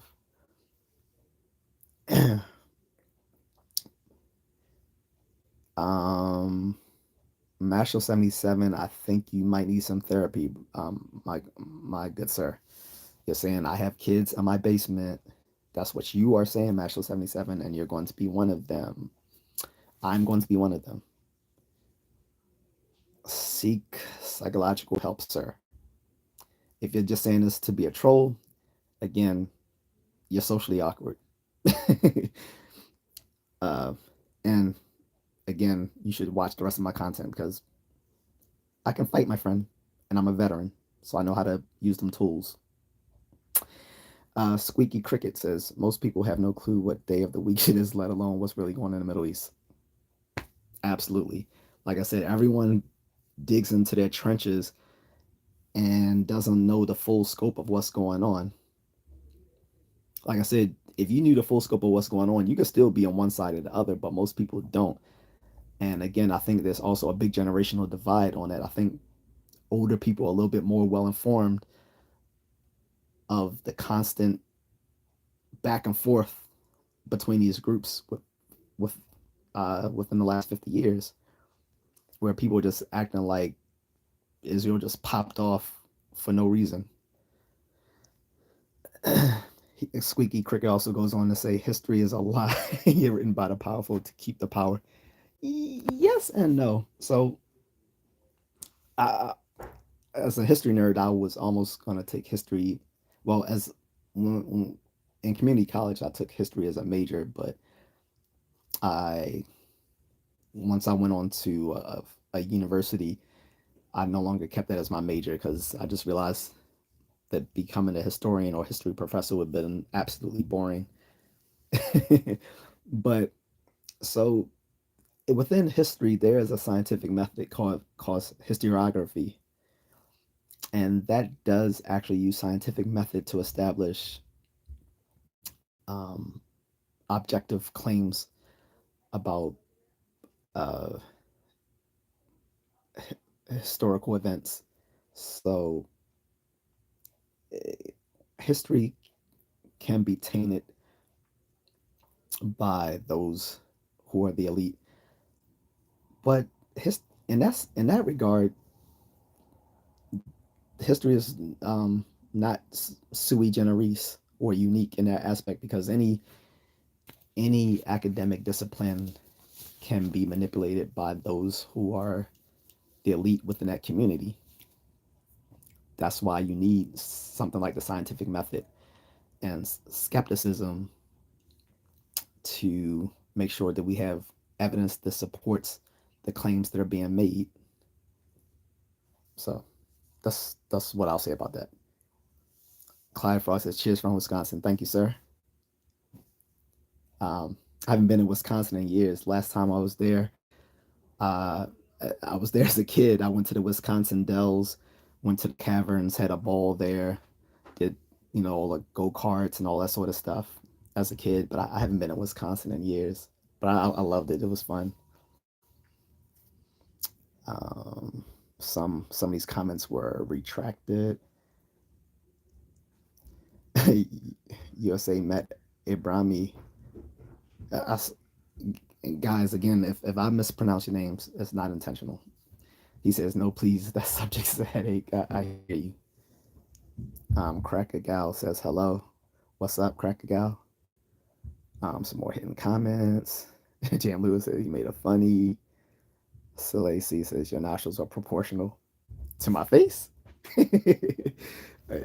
You know, when I laugh, they flare. So sorry. Um, why are you wearing a vest? Okay, so I'll explain this for the 100th time. I'm wearing a vest because I run in this vest. I didn't intend this live stream to actually be this long. I intended to just do like 20 or 30 minutes of this, but I didn't know so many people would actually comment. But after I'm done, I'm going to take a run. Let me see what time it is actually. I lost track of time while I was late. So I'm going to do a late night run. Don't worry, I've done it before. Um, I run every day, usually twice a day. I do a 10K run, a little slower pace run, and then I should do a short run later on during the day, a fast paced run. Sometimes I wear my my vest, my not this vest. I wear a tactical vest, which is about 20 pounds in weight. So I use that for my short runs. It's sort of like the tactical vest you'll see people wearing in the Marines and Army, especially Marines. They do a lot of their workouts with the tactical vest on. Usually it's a Molly vest, Molle. Mine isn't Molly because I don't with the fatigues because I don't want to look like I'm doing some crazy shit when I'm running. It's just a black one, but I don't wear that at night. I only wear that during the daytime. It's late now, so I'm just gonna wear this when I go running. Okay, that's why I'm wearing the vest. I hope I don't have to explain that a or six or seventh time. What's the difference between a refrigerator and a gay man? I'm sure you're gonna let me know, noisy boy. The meat doesn't fart when you pull it out of the fridge. Ew, ew. I wouldn't know. Like Cat Williams said, I'm keeping a virginal butthole So I wouldn't know. But if that's your thing, go to Australia. I was thinking about it. Um, what city would you recommend? Like Sydney? Um, I know my wife is down. She loves to travel. Um, her handle on Instagram, if you guys want to check out, is she knows places. She, she's uh she has traveled to almost every province in the Philippines. I think there's about, I don't know the exact number, like 36 provinces in the Philippines. So she wants to view them all. The provinces of the Philippines are beautiful, and they there's probably more domestic tourism in the Philippines than there is uh, from extrinsic tourism from foreigners like myself. Sorry to take a coffee break. You can buy me a coffee. I'll leave that link after I finish this rant. Um, Noisy Boy says I'm already there, singer, slinger. I don't know if you're carrying on a conversation with someone else or with me, but again, I believe that alone, bro.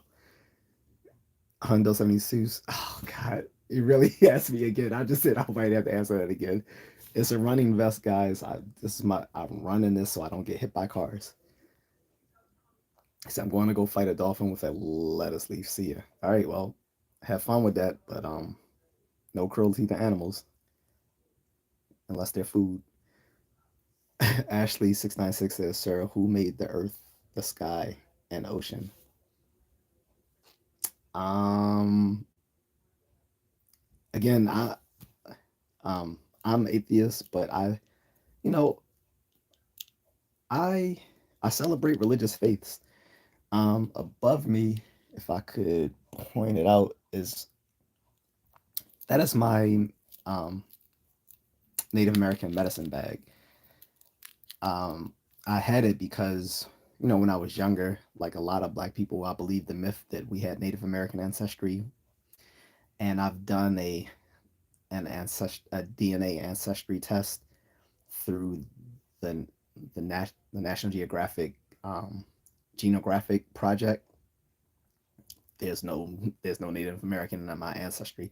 If there is of such a small probability that it can't be picked up through the DNA testing. Because the thing is, the way those things work, just because something doesn't show up doesn't mean it doesn't exist. It just means there is such a small amount of it that it's not detectable. But having said that, if it's not detectable, then I have no reason to believe that I have it. But I'm partial to Native American beliefs, like the Lakota, who are also called the Sioux. Um, but and I think I will do a video one day. I'm gonna empty out the contents of my medicine bag and show people everything in it. And I want to do that before I have it smudged. Because once I get it smudged, I'm not gonna um, take the contents out of it again. So um, sorry. I I think I need to end this live pretty soon.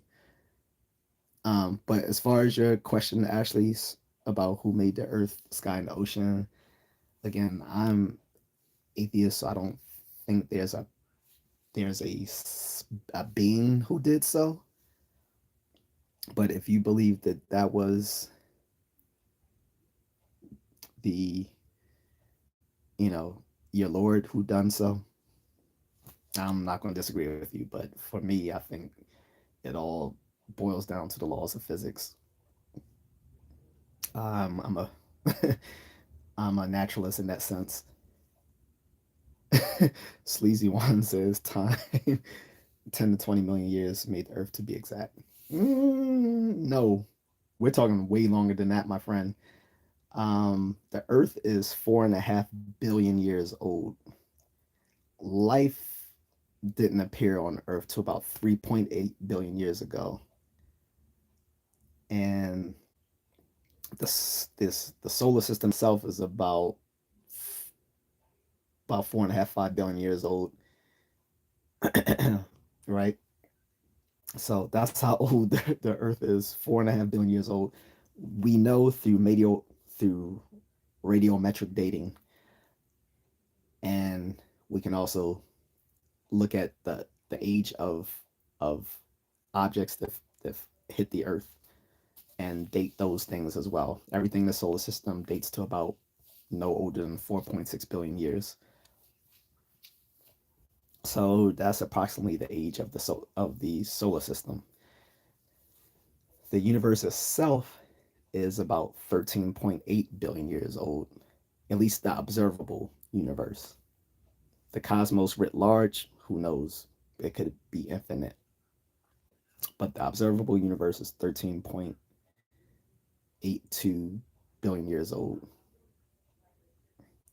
And the solar system is about 4.6 billion years old, including the Earth. 10 to 20 million years would not be enough, would be a blip in time in geological years. So, anyway, large rant, guys. I did not mean for this to last for 2 hours. Jeez, my coffee has melted, my iced coffee. Um, I appreciate everyone who's commented, even nasty comments. At least you participated. If you have any other questions, you can leave me comments after the end of this live stream. I'll try to get back to you if they're kosher, so to speak. Which is uh, an intended pun if they're kosher. Um, I just wanted to get into that because I've made a dozen or so videos in the past talking about my pro-Israeli stance, and I would just wanted to dig into that as far as why I think some of these protests right now are a little bit overboard. I understand people are passionate, especially college kids. I remember when I was in college, there was always protests going on. I actually used to joke and said some of these students are professional protesters because they have nothing else going on in their lives that that are that traumatic, so they have to protest about something. And literally there's always something on the college campus to protest. Anyone who's ever lived on campus knows that for a fact. There's Whether you're at a big state school, you're at a private liberal arts college, or you're at one of the big Ivy League schools, there's always people protesting about something. Always. This is just the new cause celebre, the the Israel-Palestinian conflict. And again, the Israel-Palestinian conflict has been going on since the 70s, and it's not going to end anytime soon. And I believe that this conflict is going to get worse because this is impacting other parts of the Middle East right now, with the Iran um, launching attacks against Israel counterattacking, America being caught in this because we've had a bone to pick with Iran since the 70s when they blew up our embassy. Yes, Iran blew up our embassy. So it's going to get a lot worse before it gets better, guys. Thank you for everyone who tuned in. I appreciate it, guys. I'm out. It's time for me to run.